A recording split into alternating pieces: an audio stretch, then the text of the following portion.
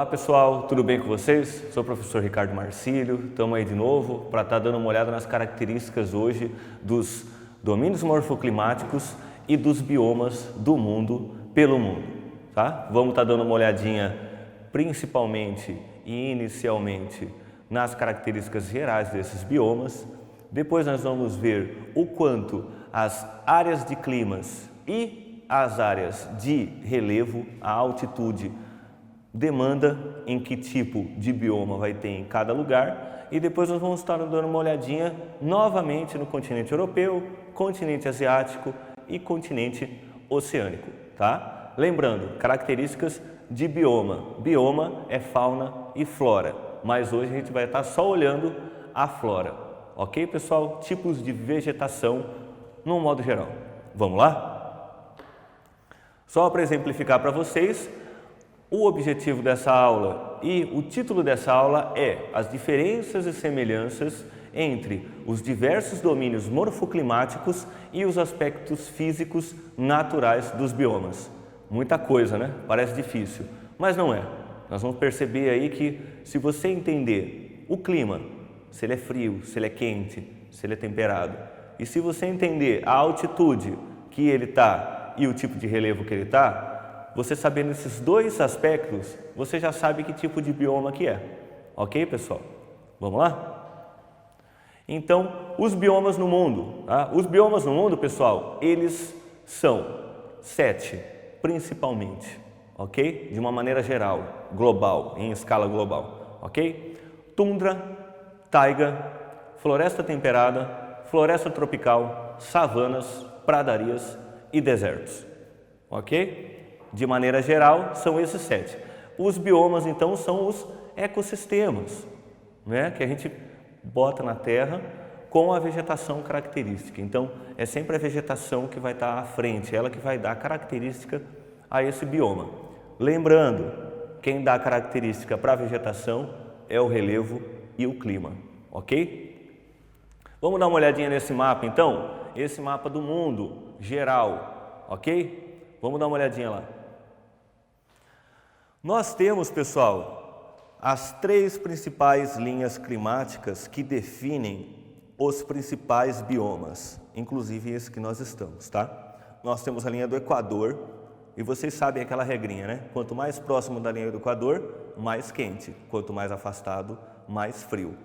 E a linha entre o Equador e o Trópico de Capricórnio, e o Equador e o Trópico de Câncer, é o quê? É a zona intertropical, pessoal. Dentro dessa zona você tem muita variação de clima e vai ter muita vegetação de biomas. Abaixo ou acima desse trópico de Câncer ou trópico de Capricórnio, nós vamos ter as áreas temperadas. E quando você vai lá para o extremo dos polos, quando você passa pelo círculo polar ou ártico ou antártico, nós vamos ter as áreas, o que? Polares, áreas muito frias, tá? Beleza? Então, relembrando essas zonas climáticas, a gente vai olhar agora para o mapa novamente para as vegetações. Olha só como elas têm características muito parecidas dentro dessas faixas. Vamos olhar? Vamos analisar? Entre o Equador e o Trópico de Capricórnio, ali no Brasil, nós temos em roxinho as savanas, que a gente chama do quê? De cerrado, aqui no Brasil, e o verdinho, que a gente chama de floresta amazônica e floresta atlântica. Beleza, isso é no Brasil.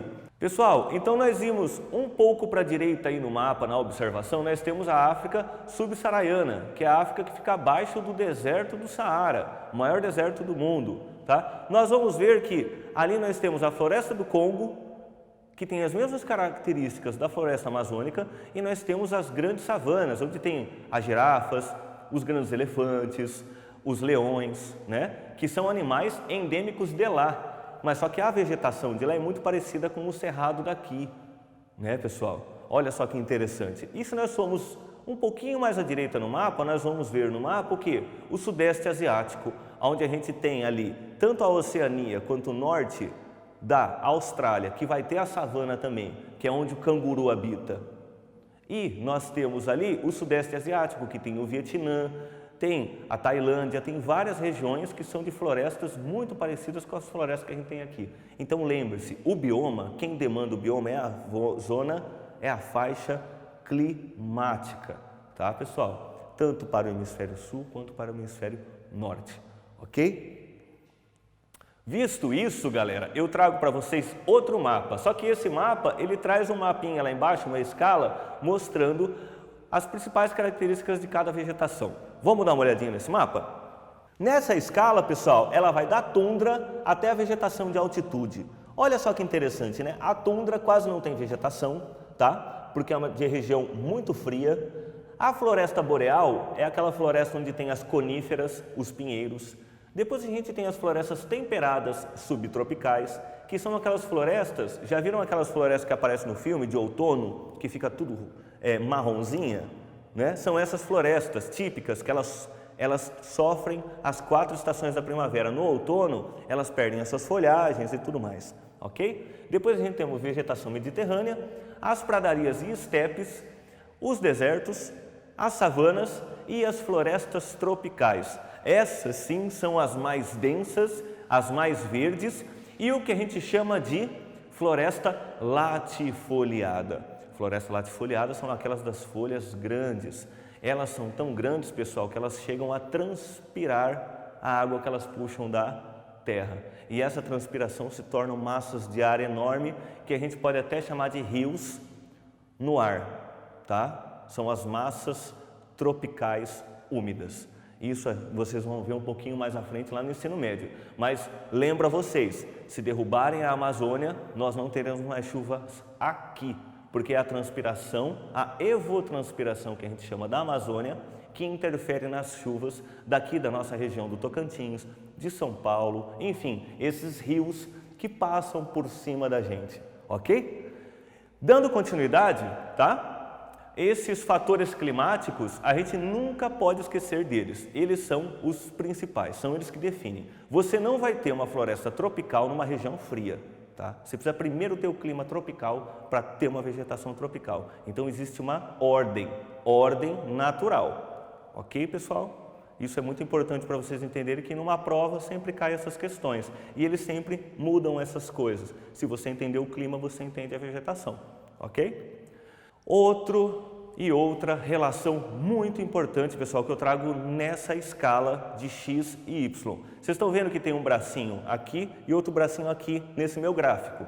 Esse bracinho vertical é o da altitude e o bracinho horizontal é o da latitude, tá? Vocês podem ver aí no gráfico que quanto mais alto o negocinho da altitude, menos vegetação vai ter por causa da altitude.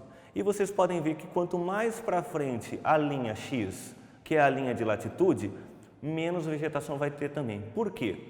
Quanto mais alto é o relevo, menos vegetação se tem. E quanto maior é a latitude, mais próximo do polo se é, pessoal. Então, se é perto do polo, é muito frio. Muito frio, não tem desenvolvimento vegetal na forma que muito próximo do Equador vai ter. Ok, pessoal?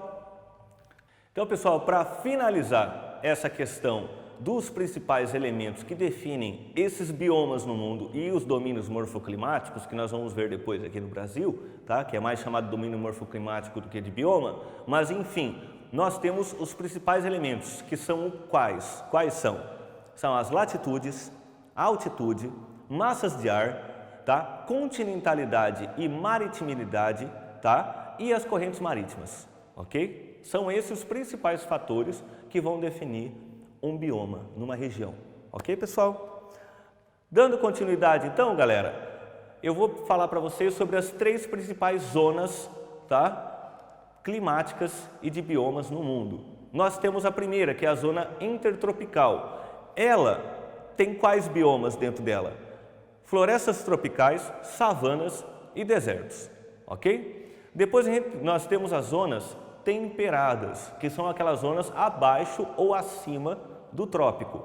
Essa zona temperada ela vai ter o quê? Florestas temperadas, chaparraus e pradarias, ok? Aqui no Brasil nós temos o exemplo da Serra Gaúcha, ali em Santa Catarina, tá, pessoal? algumas regiões do Paraná de cultivo e nós temos os pampas gaúcho, que são aqueles grandes campos de gramíneas, onde é desenvolvido a pecuária de forma que a gente chama do gado verde, né? É aquele gado com a carne bem molinha, porque ele não precisa subir nem descer. São campos, como se fossem campos de futebol.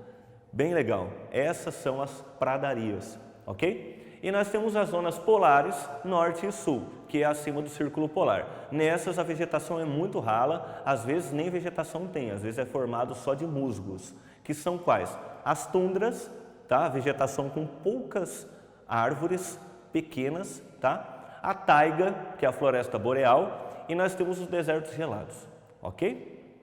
Pessoal, então, finalizando essa questão, mostrei para vocês o que é o bioma, quais são os fatores climáticos que interferem neles, né? As zonas, né, climáticas que interferem no bioma.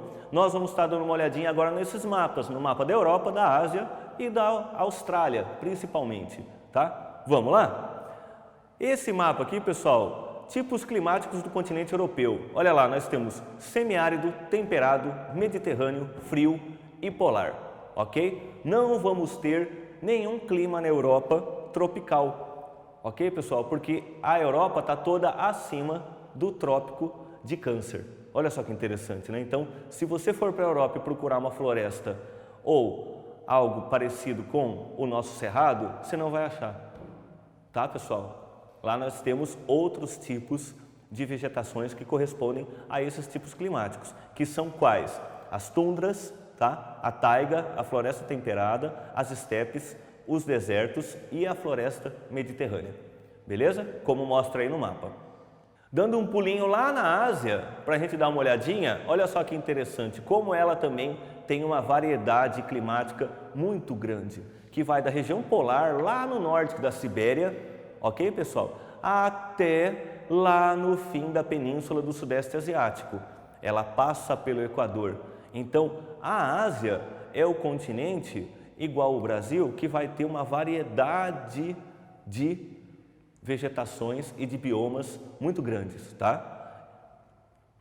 Dando continuidade, eu trago para vocês também a questão da Austrália, tá? A questão do clima e da vegetação. Nós vamos perceber que existe um deserto muito grande na Austrália, tá, pessoal? Algumas áreas de floresta tropical, algumas áreas de semiárido, que seria muito parecido com a nossa caatinga, e nós temos um pouquinho de vegetação mediterrânea, lá na Austrália. Eles chamam de Mediterrâneo porque tem muitas características com a floresta mediterrânea, não que ela esteja à beira do mar Mediterrâneo, tá, pessoal? O que a gente não pode confundir, ok? Então, para finalizar, tá? Espero que todo mundo tenha observado, são muitas características. O mais importante é a gente entender o que é um bioma, quais são os principais biomas e o que interfere, o que faz um bioma ser aquele bioma. Não esquecendo o clima, o relevo e depois toda a vegetação e tudo que se desenvolve naquele solo. Ok, pessoal? Entrem no site, façam as atividades, procurem o seu professor para tirar suas dúvidas e na próxima aula nós vamos estar aqui para trazer, discutir e falar sobre mais características desse nosso mundo e da geografia. Ok?